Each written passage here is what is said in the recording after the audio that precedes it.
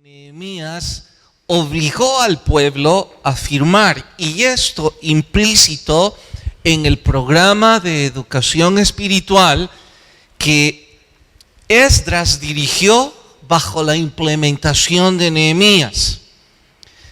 Cuando dije los obligó, entre otras cosas, estudiamos ya que lo hizo porque ese pueblo no se tomaba en serio la educación espiritual. Lo demostramos el domingo al revisar las estadísticas.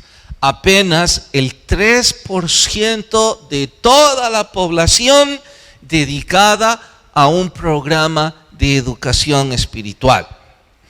Por otro lado, vimos ya que las cláusulas del contrato no son innovación de Nehemías. No es que fuera grandemente creativo y como un genio empieza a establecer una especie de segunda ley. En lo absoluto, ya estamos comprobando que todas estaban en el canon levítico. Estas eran ordenanzas que Dios ya había ordenado a través de Moisés. Los obligó también, porque con números comprobó que fue el no cumplir estas cláusulas lo que llevó al pueblo a terminar en cautiverio. Dicho de otra forma, si repetimos la historia, vamos a terminar como nuestros papás y nuestros abuelos, en una miserable esclavitud. Bueno, en cuanto a las cláusulas que ya estudiamos, en primer lugar, separarse de las naciones vecinas. Eso lo resumimos a la palabra devoción a las cosas sagradas. Segundo, el no mezclarse en matrimonios con personas que no compartieran la fe en el Dios de Israel. Y tercero, el compromiso inamovible de cumplir las fiestas del libro de Levítico. Hasta ahí hemos llegado.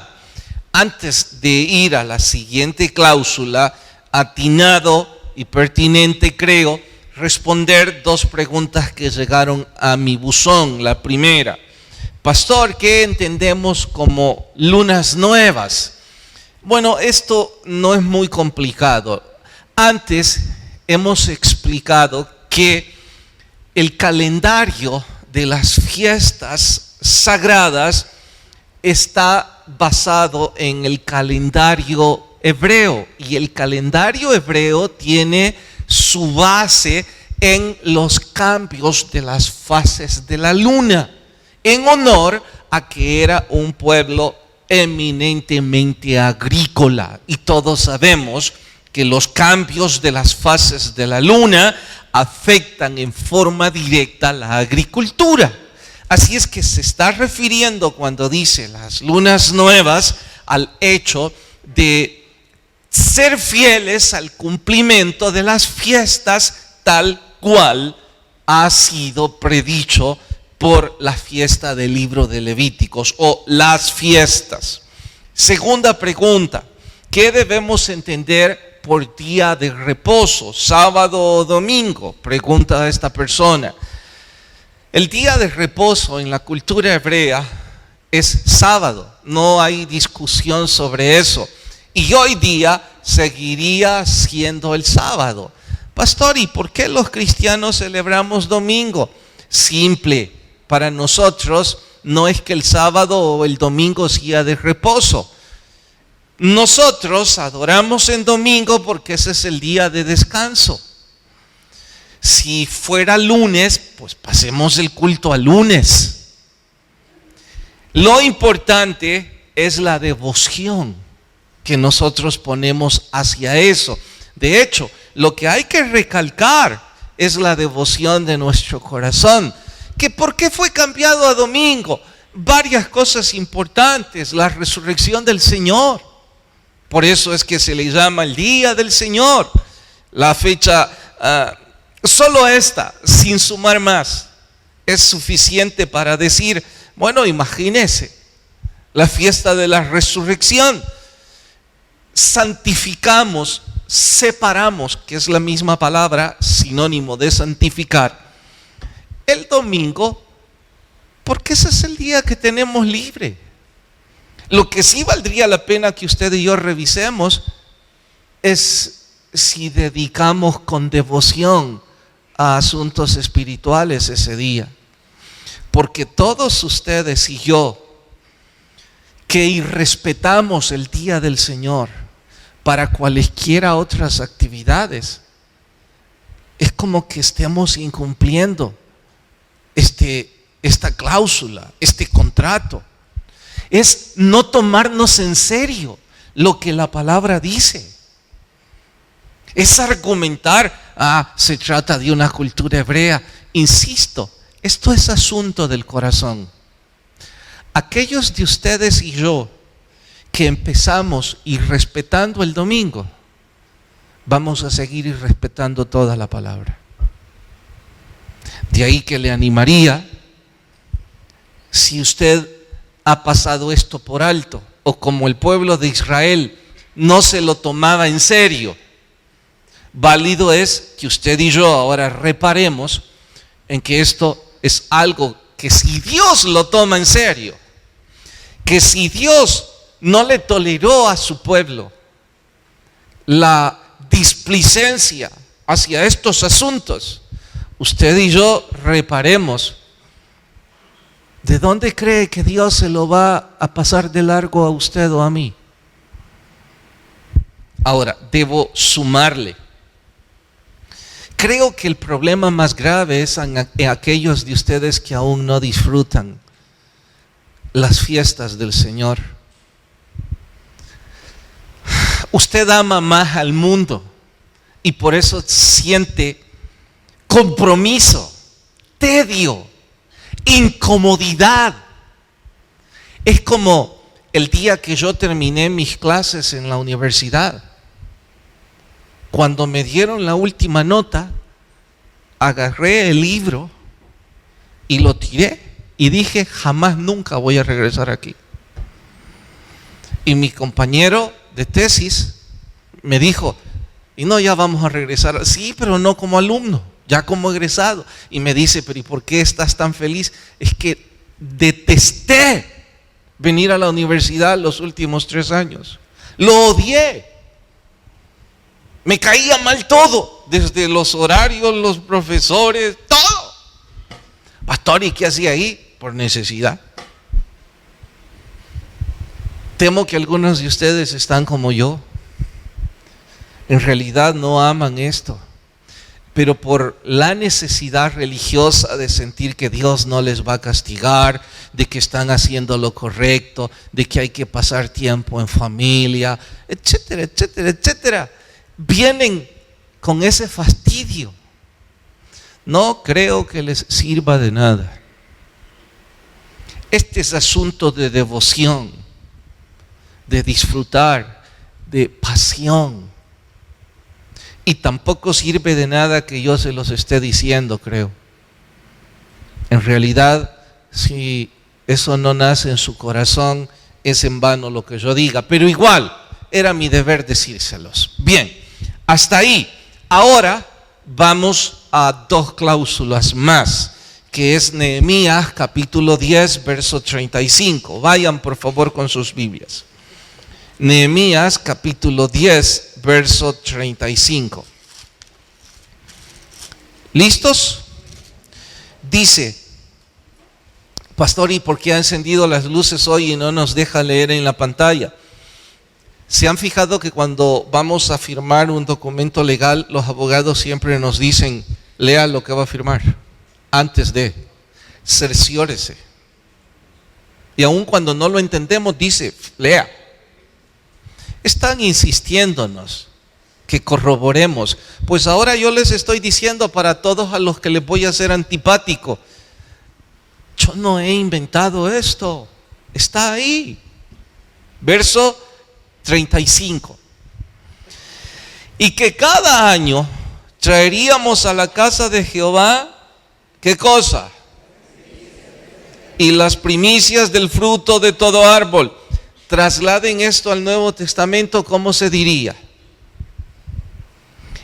Y que cada año traeríamos, si esto fuera el Nuevo Testamento, ¿cómo diría? El diezmo, exactamente. Ay, ya va a hablar de pisto. ¿Que yo lo escribí? No, mejor después. Verso 36.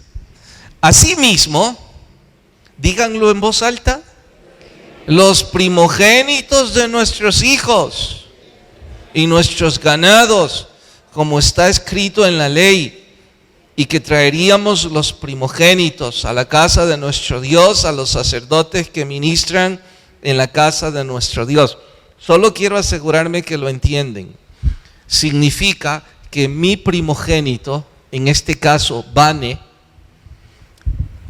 al nacer, yo iba al templo y le decía al sacerdote: esta niña ha sido santificada, separada para servir en el templo.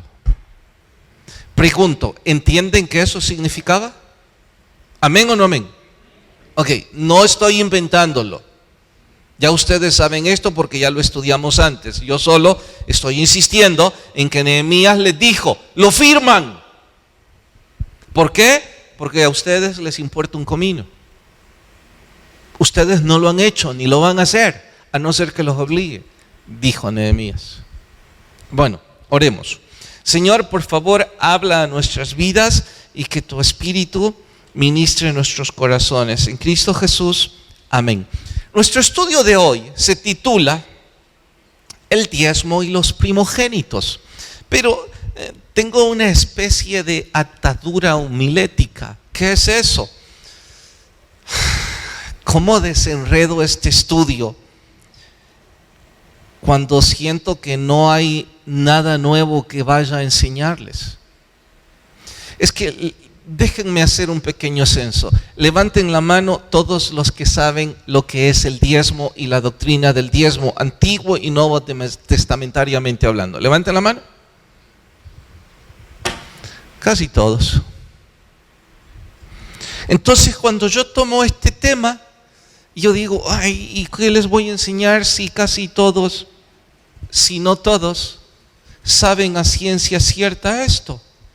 Y el desafío para mí como instructor de la Biblia es siempre rasgar del libro algo que creo Dios me está enseñando y les puedo enseñar, pero ustedes ya lo saben. Así es que hasta estuve tentado a pasarlo por alto. Pero creo que el Señor me llamó la atención diciendo, mira, en primer lugar, vos no estás enviado a enseñar lo que te gusta o lo que te desafía. Estás enviado a enseñar la Biblia verso por verso. Y corresponde eso. 1. 2. La mayor parte saben la doctrina del diezmo, pero el 80% de ellos les importa un comino en esta iglesia. Porque deben saber que las estadísticas muestran que solo el 20% de ustedes diezma. Entonces el Señor me desafía a mí y me dice, ¿y de qué crees que les sirve a ellos saberlo? Si les importa nada. Wow, no lo pensé antes. No es asunto de saberlo. A esto le sumo. En esto de la educación, me llené de curiosidad y he estado leyendo sobre la educación en América y en el mundo. Y la curiosidad fue, ¿cuál es la mejor educación o la mejor universidad en América Latina? Les voy a decir la segunda mejor, porque la primera está inmersa en el sistema comunista, en donde Dios no existe. Y como los parámetros para ellos son solo materiales, entonces no hay razón de comparación ni curiosidad alguna. Pero la segunda mejor educación en América Latina es Uruguay, lo cual no me sorprende, porque tiempo atrás tuve un catedrático uruguayo y vaya que hacen diferencia. Reviso los números y el 20% del presupuesto de la nación para ese entonces está dedicado solo a educación. El 20% del presupuesto de la nación. ¿Sabe que en Uruguay es casi imposible mercadear la educación? Porque el gobierno da la mejor educación posible en toda América Latina. Sus estándares se comparan a Finlandia. Es la segunda mejor educación en toda América Latina. Y ocupa, creo que, la casilla número 18 o 20 en el mundo. Vaya que hay que prestar atención, ¿no? Tengo dos conocidos, hijos de amigos conocidos, que fueron a estudiar a Uruguay. Y sus papás lo único que pagaron es su estadía, porque es totalmente gratuita. La mejor de las universidades en América Latina. Curioso, ¿no? En Centroamérica, segundo punto a comparar, es Costa Rica. Y Costa Rica, ahora estoy hablando, esto lo mejor en Latinoamérica, ahora lo mejor en Centroamérica. Esta ocupa el 6% de su presupuesto.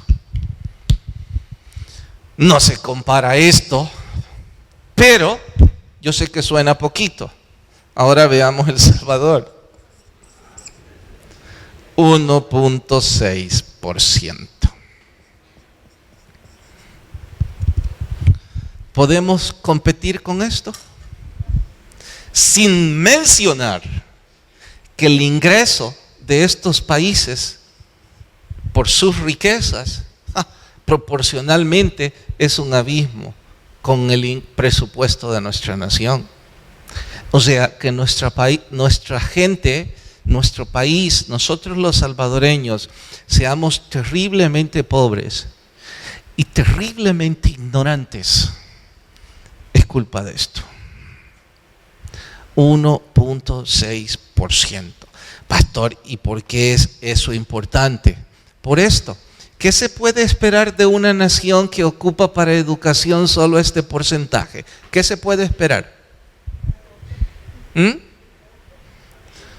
Pandillas, corrupción, maldad, pornografía extrema. ¿Y cuáles son los negocios que más dinero dan en el país? Las barra shows, las ventas de alcohol, las ventas de drogas. ¿Qué sorprende? Nada.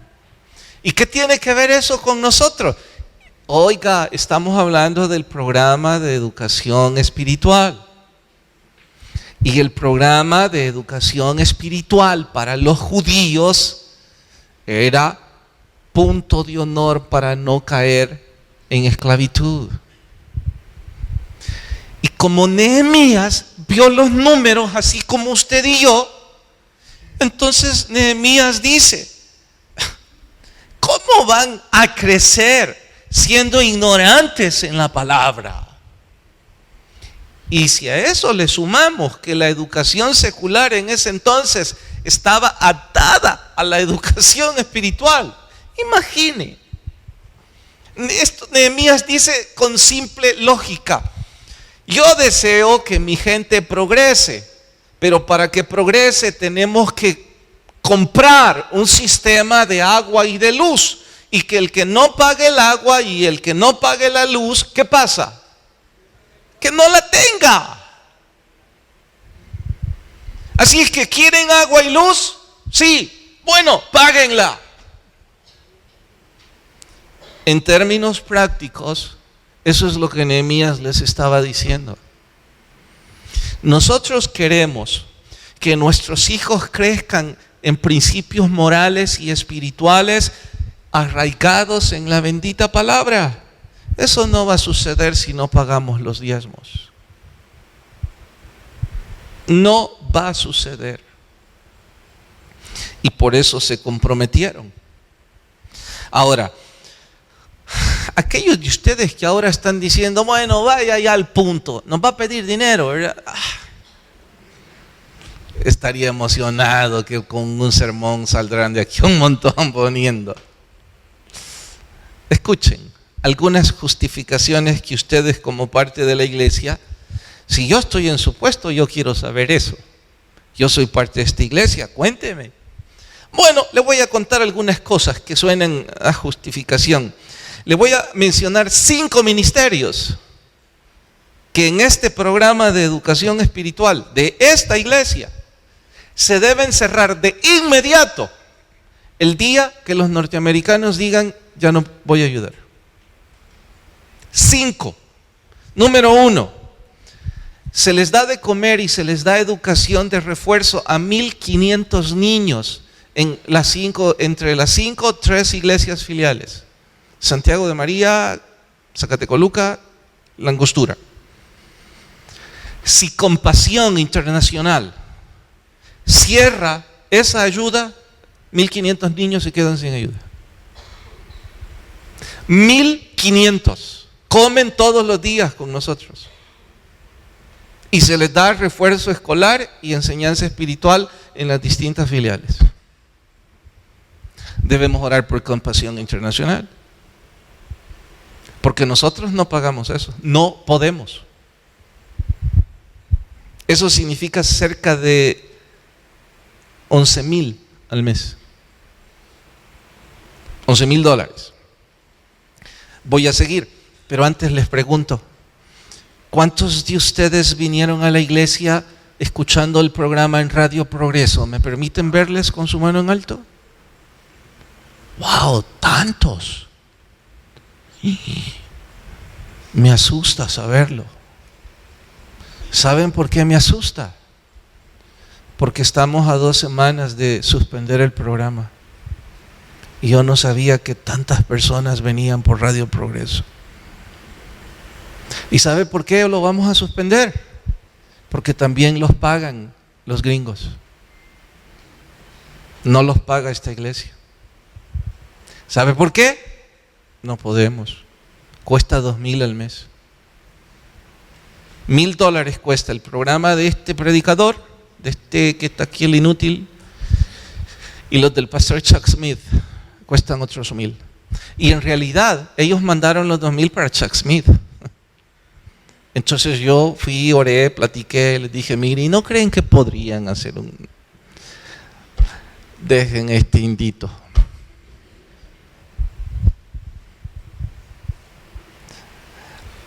¿Saben qué más tenemos? No que cerrar con probabilidad, sino que ya lo estamos cerrando. El orfanato. Ya solo tenemos 5 niños. Porque el ministerio que aportaba se retiró. Esta iglesia no lo puede pagar. Lo intentamos y durante el año que lo intentamos eran rojos de $2,000, $3,000 cada mes. No se puede.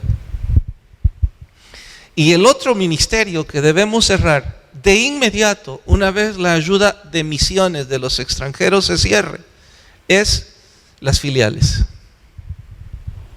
Porque ellos la subsidian. ¿Y cómo sucedió eso? Cada vez que usted ve una delegación de ellos que anda de visita, no es que yo tengo un paquete de ayuda y que el AID va a venir para empujar.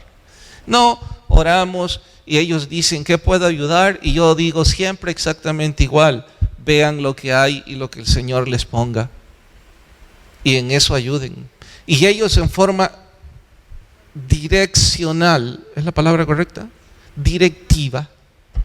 Dicen quiero que este dinero que yo envío vaya para esto, esto y esto. Como ejemplo, ¿recuerdan los tanques de tilapia en la Angostura?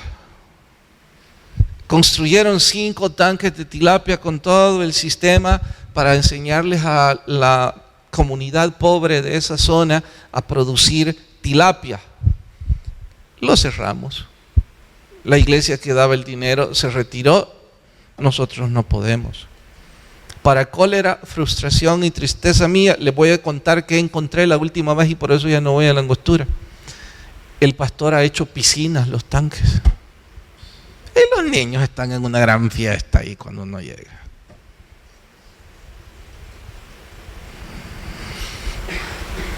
Les voy a seguir contando más, porque sé que algunos dirán, ha hablado solo de ministerios externos, háblenos de lo nuestro, de acuerdo, del programa de educación para esta iglesia, que es a lo que nosotros nos atañe. Todo lo que he dicho hasta ahorita es externo, es evangelismo, extramuros.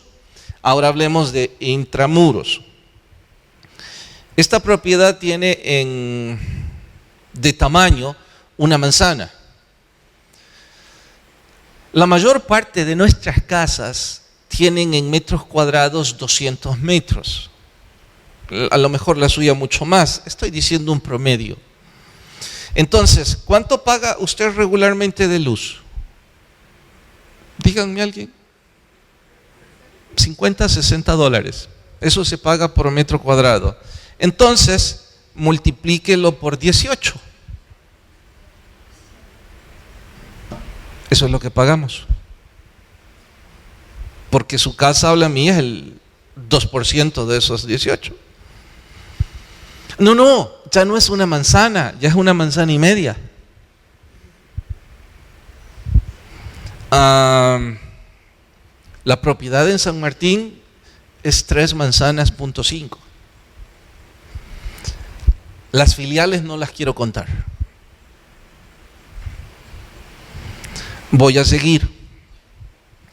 Sé que algunos de ustedes deben estar haciendo números en el aire y habrán dicho, bueno, con esa cantidad de ministerios y los tamaños que el pastor ha hablado,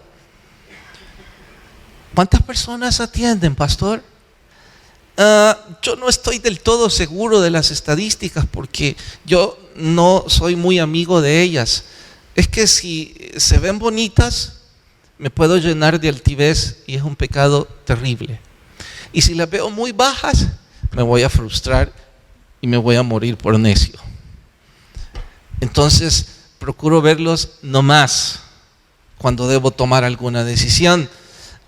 Digamos que sumado todos los ministerios, qué sé yo, filiales, malamente, 3,000 personas adultas. Bueno, habían 2,500 en resurrección, dicen que habían gente de pie, mal 3,000. O bien 3,000, como usted quiera. Ok, para atender 3,000 personas en un programa de educación espiritual, ¿qué porcentaje de 3,000 debería ser? Si vamos a hablar de números óptimos. Debería ser un 20% empleados para atender 3,000. Amén. Es 3.2. Y sin mencionar que de ese 3.2, maestros son como 30. Y los maestros lo que cuidan es nada más a los niños, no los demás programas de la iglesia. Y no sumé entre esos 3,000 a los 500 niños del colegio. ¿Y qué se puede esperar? No, es que esto es por fe. Por eso seguimos. Porque es por fe. Pero ahora Nehemías está haciendo números, está revisando detalles y nosotros no podemos menos que también hacer eso. De hecho, sigamos hablando de porcentajes. Creé un número en WhatsApp, un grupo en WhatsApp de líderes, de directivos, para estudiar libros afines a la Biblia. Hoy sumé cuántos tengo en el grupo, son 50. La semana pasada les dejé una tarea pequeñitita de sacar la estadística que les di el domingo. Quizás algunos lo cumplieron, pero ¿sabe cuántos me enviaron a mí la respuesta? De 50 lectores. A ver, adivinen. No sean tan ingratos. 3.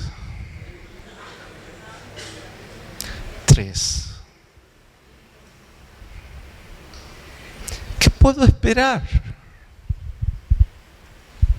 Es parte de un programa para leer más, para crecer espiritualmente.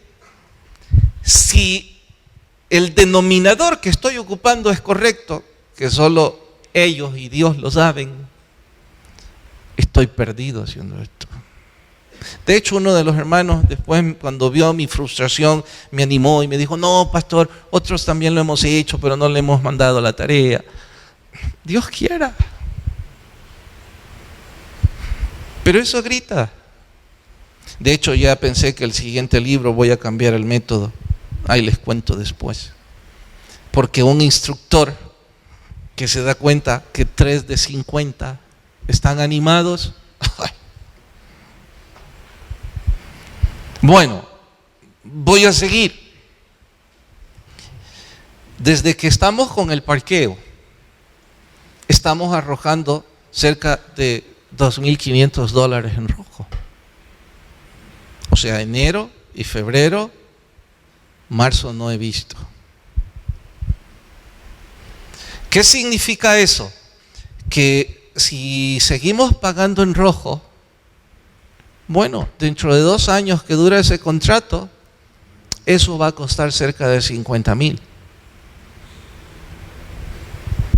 Que yo creí que algunos iban a animar a ser fieles y iban a decir: wow, hay que apoyar esta obra.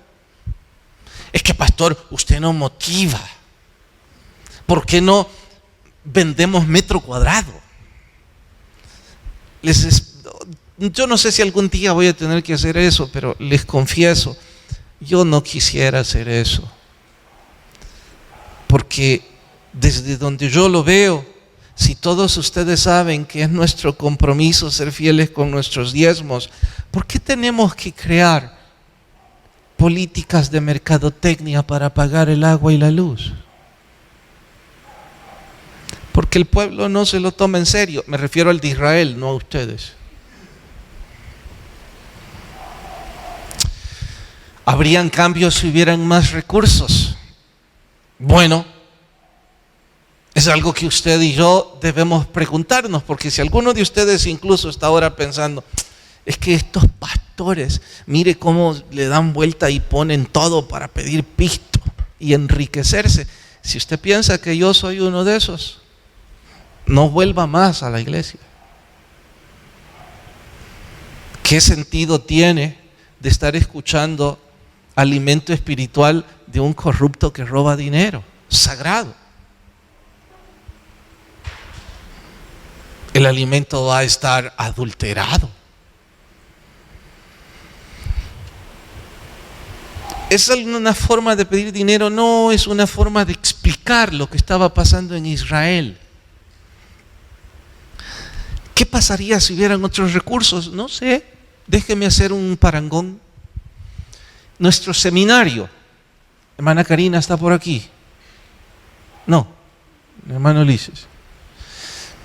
No me acuerdo cuántas promociones llevamos, pero menos 10. Y son 100 estudiantes, significa que hemos entrenado 1,000 por año. No, en 10 años. ¿Sabe cuántos pastores tenemos de todos esos? 7. Pastor, ¿y ese es problema del diezmo? En parte. Nuestra enseñanza tiene limitaciones por los recursos. De hecho, en lugar de producir pastores, de vez en cuando lo que producimos es pequeños sanedrins. ¿Sabe qué es eso? La alta crítica judía. Se vuelven teólogos y critican todo lo que el pastor dice. Y a veces en las clases. Si es Comic Con, porque no está en la Biblia. Y si son las fiestas levíticas, porque son costumbres judías. ¿Por qué no dejan de criticar lo que hice o lo que hago y van y producen almas para Cristo? Y se vuelven pastores, igual que esos 7 que están haciendo la obra de Dios. Porque nuestro sistema tiene deficiencias por los recursos. De hecho, ahora lo digo públicamente. Ya busqué y no he encontrado. Y quizás estoy buscando mal. Urge para ayer. Ayer ya son 3 meses. Un pastor para Belice. Si alguno de ustedes tiene interés, por favor envíeme su currículum.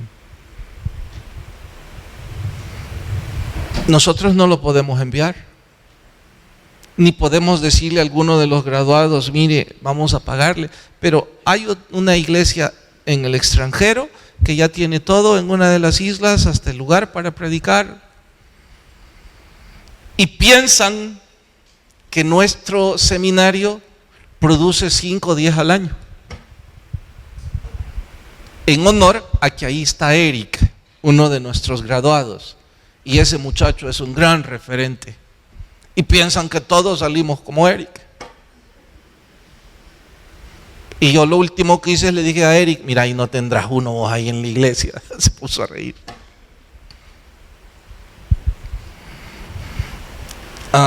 Las deficiencias de un programa que funciona con esas limitaciones. Ahora, ¿saben? Podríamos tener en realidad la mejor educación, la de Uruguay, espiritualmente hablando. Pero si no hay devoción, nada va a pasar. Porque de hecho en las mejores universidades del mundo también se han graduado los genocidas más grandes del mundo. No es el programa, es el corazón de una persona. En cuanto a los primogénitos, dar nuestros hijos para prepararse para el ministerio. Cuando el ministerio de Patmos empezó a medio surgir en la iglesia y algunos chicos empezaron a recibir el llamado para ir, ¡cuánta resistencia de los papás!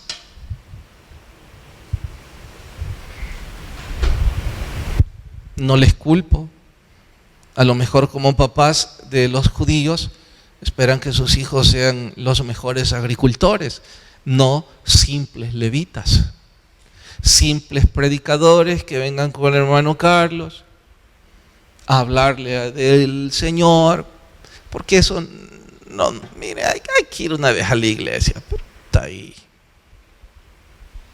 Y de hecho, el domingo les hablé sobre los cambios cuando hay recursos y que el programa de Patmos ocupaba casi el 50% de su población para instructores.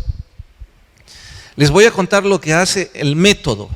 No estoy diciendo que todos los que se gradúan de ahí salen a ser siervos, porque de hecho el método tiene un detalle que yo no sé cómo explicarlo. No hace exámenes. Entonces, muchos salen de ahí sin haber sido íntegros en nada. Y salen igual o peor. Pero los que sí se aplican por el llamado espiritual, escuche esto. En 4 meses leen 18 libros afines a la Biblia. En 4. Con los líderes leí 1 en 3. 18. 180 versos de memoria en 4 meses. 5 tareas por semana, ex aula. 4 clases al día, más 2 prácticas. Aprenden a alimentarse saludablemente. ¿Y qué otra cosa le pregunté a Carlos? No me acuerdo. ¿Sabe cuánto cuesta esto en los Estados Unidos? 4 meses. Para mi hijo costaba $6,000. No los pagué, yo no los tenía, él lo becaron. Yo recuerdo cuando fui a traer a mi hijo a la graduación, tuvimos que comprar maletas extras porque traía todos sus libros. Y le pregunté, ¿los leíste todos? Pregúntame. $6,000. Usted me dirá, pastor, ¿y el de aquí cuánto cuesta? 1,000 cuando pagan. ¿Y cómo ha hecho, pastor? Y que no sabe usted que los salvadoreños inventamos todo, pues. A mí el Señor me ministró, y cuando yo vi la enseñanza, yo pensé, a lo mejor otros jóvenes son tocados por el Señor, y en efecto está sucediendo. Entonces me empapé de lo que podía, empecé a preguntar a mi hijo. Nos hemos ahorrado un montón de cosas, como el hecho de los libros, que solo ahí son como $2,000, pues los saqué en internet. Y lo que hacemos es que en sus computadoras ellos los estudian. Y cosas de esa manera. La comida aquí es mucho más barata, o no les damos de comer. A esa edad se puede. Los profesores, que son varios los extranjeros que vienen, como son amigos, les digo, no les podemos pagar. ¿Será que podrían donar ese tiempo? Todos vienen con amor. Así es como consigo que a veces nos alcance. Y por supuesto que estoy agradecido con el Señor.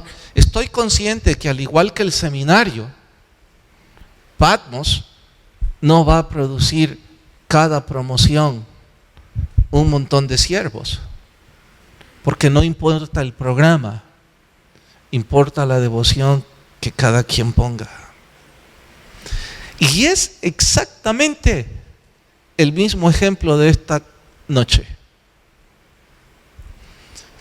No me respondan, voy a lanzar preguntas al aire. Por favor, no me respondan. ¿Será que enseñé algo que edifique? No me respondan. Es que si dicen que no, me voy a frustrar.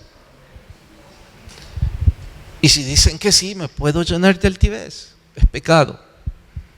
Segundo, ¿será que esta ha sido una buena instrucción respecto al diezmo y a involucrar a nuestros hijos en el servicio a Dios? No me respondan. Pero si dicen sí, entonces yo les voy a decir, no crean que yo voy a salir animado esta noche pensando que de estos 800 o 900 van a salir la mitad de ustedes a diezmar. Si ya sé que solo el 20% lo hace.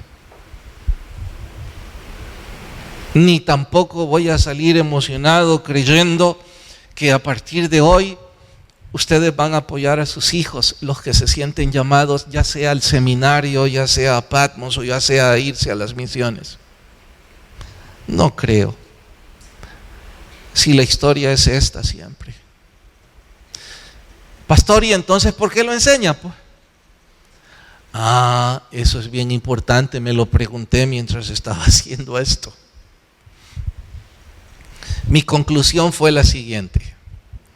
Si en 10 años el seminario produjo 7 pastores, Patmos habrá producido en 2 años 5 o 7 jóvenes que ya están entregados al ministerio. De hecho, de esos 5 o 7, varios, ¿cómo quisiera contratarlos? Que trabajaran para la iglesia. ¿Cómo lo hago? No hay recursos. Les he escuchado predicar. Uno de ellos es arquitecto, por aquí anda, ojalá no se le suba a la cabeza. ¿Cómo no lo quisiera dentro de mi staff?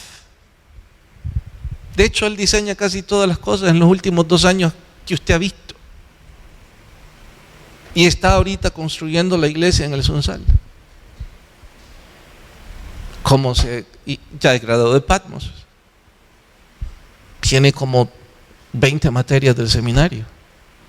Tiene 28 años. Es un siervo. Su novia está en Patmos. Está a punto de graduarse de la U, tiene 25 años. Y yo me pongo a pensar, ¿y si contrato a estos? En 15 años, cuando tienen 40 años. No se puede. No más como citar ejemplos. Pastor, ¿está hablando de que estamos en un gran aprieto? No. En realidad, los últimos 20 años ha sido por fe. Dios ha hecho cosas que jamás yo pude imaginar. Estar frente a ustedes es un sueño que yo nunca tuve. Yo creí que le iba a predicar a unas 20 o 30 personas. ¿Y saben qué otra cosa creía? Que yo iba a pagar para que ustedes vinieran. Porque yo decía, ¿quién me va a oír? Y en serio, yo no estoy bromeando. ¿Saben que los primeros cassettes, mamá, durante cuántos años yo los regalé? 10 años. Es que mi mamá era parte del ministerio. Yo compraba los cassettes, yo compraba la grabadora de mi sueldo de ingeniero. Yo los ponía en la librería y le decía a los hermanos, si lo quieren comprar que le paguen, y si no, regáleselo al que pregunte. Porque yo decía, ¿quién me va a oír? Entonces, Dios siempre ha mantenido. Y quizás pienso ahora, bueno, ¿y qué pasa si ahorita el dueño de ese sitio dice que sí nos vende y estamos en rojo y no podemos cubrir esto o lo otro? Ay, otra vez hubo un paso de fe. Amén. ¿Sí, amén? Sí, pero yo no duermo cuando estoy en pasos de fe. Como mal, me enfermo, y cuando les pregunto a algunos, no diezman. Peor, me critican. Dicen que estoy loco, que soy de todo. Entonces, dijo Esdras, supongo yo, cuando empezó todo esto, porque Esdras fue el pastor que no vio el programa terminado hasta que Nehemías llegó. Pero como el tiempo ya se me fue, mejor terminemos con un verso. Pero antes de dárselos, recuerdo con mucho cariño, y que el Señor lo tenga en su gloria, hermano Rafael Clará. Entre muchas razones, pero la que más me hace recordarlo es que él me veía frustrado con lo de enseñar, de que en cada semana nos aprendiéramos un verso de memoria. ¿Se acuerdan que antes lo hacía? Pues una de esas veces él me interpeló con cariño y me dijo, ¿y por qué ella no lo hace? Todos los que les pregunto no se lo pueden. El colmo, le dije, los líderes que deben enseñarlos en sus ministerios ni les importa, ni saben, algunos de ellos. Así que para no frustrarme más, mejor ya no pregunto. Y él me dijo, no, pastor, no todos son así. Algunos sí estamos aprendiendo, no desista.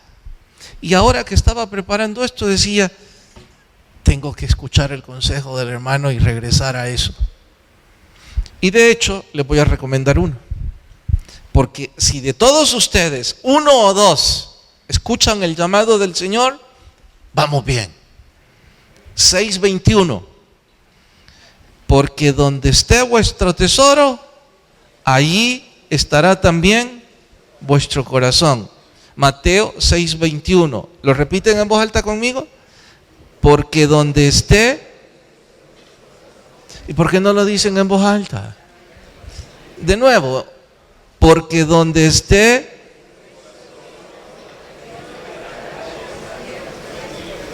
Siento que están enojados conmigo, fíjense. Sí, Mateo 6:21. No la di. ¿Por qué no me dicen, pues? Vaya, búsquenla. Mateo 6:21. ¿Ya la hallaron? Ahora léanlo conmigo. Porque donde esté. Bueno, discúlpenme. No es que estaban enojados, es que no sabían qué leer. Yo pienso que este verso resume la primera cláusula, la devoción. Si su corazón está en ir a ver la Champions, si su devoción está en ir el domingo a gastarse lo que Dios le ha bendecido, si su corazón está en hacer negocios, etcétera, etcétera. Pero si su corazón está en las cosas del Señor, ese es su tesoro. Oramos. Señor, gracias.